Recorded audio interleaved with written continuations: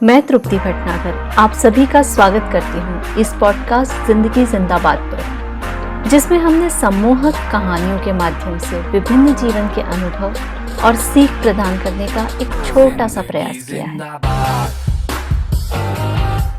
जंगल में एक बहुत पहुंचे हुए संत रहते थे। वे बहुत नियमित थे। सुबह शाम पूजा पाठ, ध्यान, इसके बाद आश्रम के सभी जानवरों को खाना खिलाना, पेड़ पौधों को समय समय पर खाद पानी देना उनकी दैनिक दिनचर्या का हिस्सा था। लोग बहुत दूर दूर से उनके पास ज्ञान अर्जन के लिए आते थे। रोज प्रवचन के जरिए शिष्यों और उन लोगों को शिक्षित करना संत का नियम था।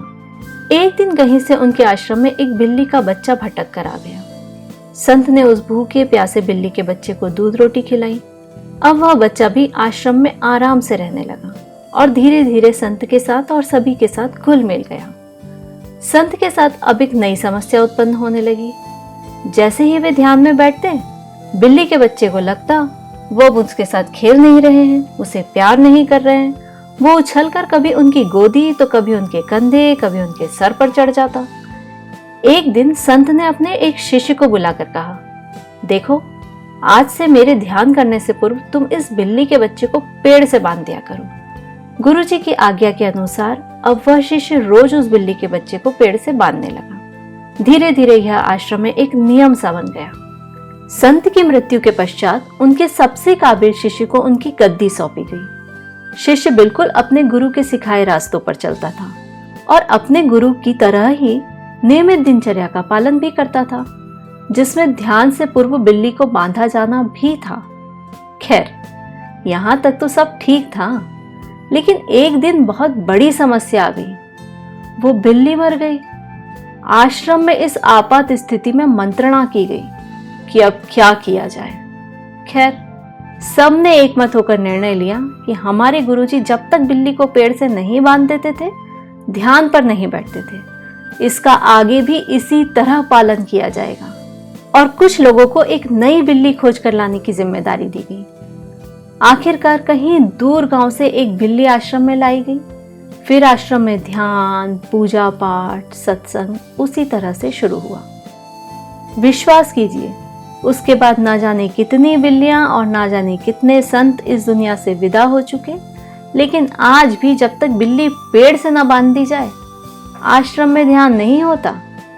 सभी शिष्यों का मानना है कि हमारे सभी गुरुजी जो करते रहे वो गलत तो कर नहीं सकते थे। कुछ भी हो जाए, हम बिल्ली को बांधना छोड़ नहीं सकते। वैसे तो यह कहानी सब कुछ कह देती है, लेकिन फिर भी सोच कर देखिए और गौर कीजिए, आपने कितनी बिल्लियां पाली हुई हैं ऐसी? जी, हमने ऐसी एक नहीं अनेक बिल्लियां पाली हुई हैं।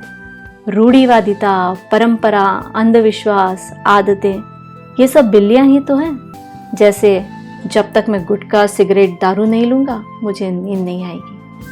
मेरे लिए इसी समय पर यह कार्य करना उचित है। जिस पर भी मैंने विश्वास किया, सब ने मुझे धोखा दिया है। ये पढ़ना लिखना, ये सब करना मेरे बस की बात नहीं है। कुछ भी कर लो, समय हाथ में बचता ही नहीं है। या कुछ भी कर लो, पैसा भी हाथ में नहीं बचता।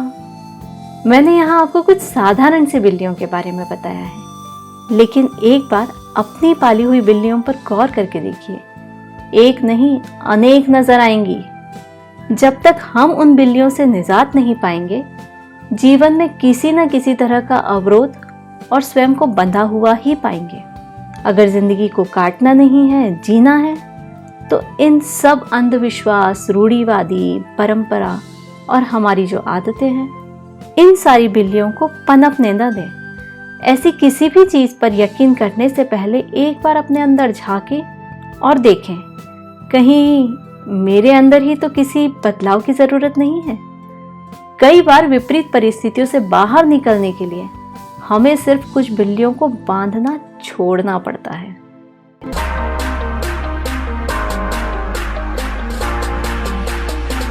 जिंदगी जिंदाबाद।